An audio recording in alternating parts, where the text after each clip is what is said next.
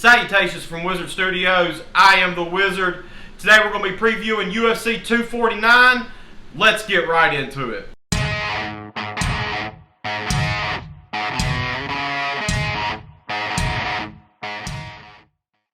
Alright, first up we got Tony Ferguson versus Justin Gaethje for the UFC lightweight interim title fight. Now, I've been going back and forth on this. Going into it, I was going to pick Tony Ferguson, but I'm leaning more towards Justin Gaethje now. I really believe that he has all the tools necessary to win this fight with his devastating leg kicks, his great boxing, and I believe that he's just a little bit smarter now than he used to be. Now, with that being said, I think he's going to hurt Tony Ferguson because Tony Ferguson is known to get hit. Now, in the past, he's been able to Granby roll out of it, or, you know, if he's hurt, he may be able to tie up a submission or what have you. But now I believe that Justin Gaethje, if he hurts Tony Ferguson, will be able to follow up and finish him, okay? Now, that's not to say that Tony Ferguson cannot extend this into the later rounds and get Justin Gaethje down and submit him or win via decision.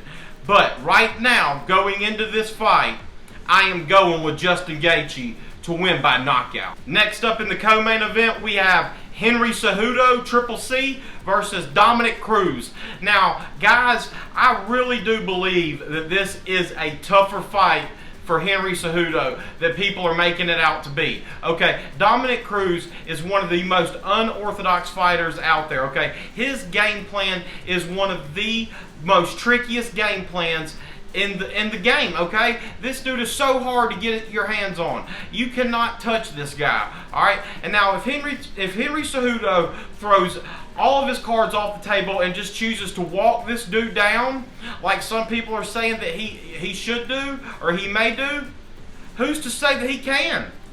Because Dominick Cruz may not be there for him to walk down, all right? So, with that being said, with Dominick Cruz, the greatest bantamweight of all time, coming in here to fight Triple C, I do not know. I mean, this is so hard to pick, but I have to go with the youth. I really believe that Henry Cejudo is the future of the bantamweight division.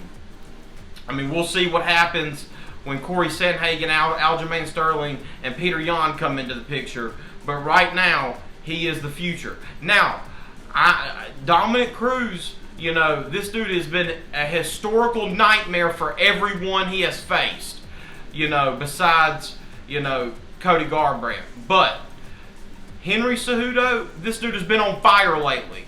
So I'm looking for him to come in here and to show out again.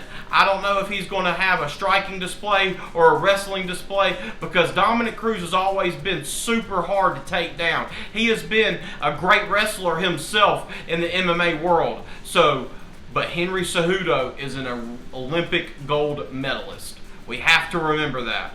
Now, so with all that being said, I'm still picking Triple C to win by decision. Francis Ngannou versus Jairzinho Rozenstruik. A lot of people have been saying that this is the old Francis versus the new Francis. And I think that is a discredit to Jairzinho Rozenstruik because I do believe that this guy right here is nothing like Francis Ngannou. First of all, his cardio is a lot better than Francis Ngannou. All right? I believe that right now, his cardio is a lot better than Francis Ngannou, even with Francis, you know, having a few fights since that Stipe fight. Now, with that being said, I still believe that Francis Ngannou is a little bit better. That does not mean that Jairzinho Rozenstruik cannot win, because I do believe that his kickboxing background is not to be trifled with, because this dude, we cannot forget what he did to Alistair Overeem's lip, okay? I mean, that was just sick and disgusting, all right? Now, with that being said, Francis Ngannou, his power is just on a different level. His power is on a different level, and I still believe that this will be a first-round knockout for the Predator, okay? I mean, this dude's insane, and I believe that people are saying that this should be for an interim title fight. I don't see that.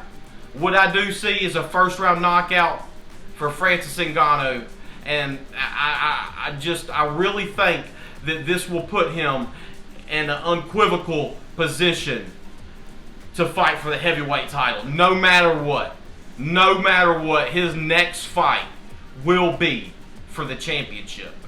Next up, we have Jeremy Stephens versus Calvin Kattar. Now, going into this, I was leaning more towards Jeremy Stephens, but now I'm feeling Calvin Kattar, okay? Calvin Kattar, his boxing is just too crisp, too precise. I believe that he has a chip on his shoulder coming out of the Zabit loss. I believe he feels like he was wronged. I believe he feels like that should have been a 5-round fight. I believe he may be right there. But we have to think that Calvin Kattar is going to come in here with something to prove. He may not be able to knock Jeremy Stephens out, but I believe he will get the decision victory, okay? Now, he may surprise us and he may end up knocking Jeremy Stephens out, but he cannot make a mistake and leave himself open, because Jeremy Stephens has the grit, determination. The dude's a dog. He can finish anybody, and if he leaves himself open for a split second, Jeremy Stephens will finish him. But with that being said, I am picking Calvin Kattar by decision. Alright guys, last but not least, we have Greg Hardy versus Yorgan De Castro.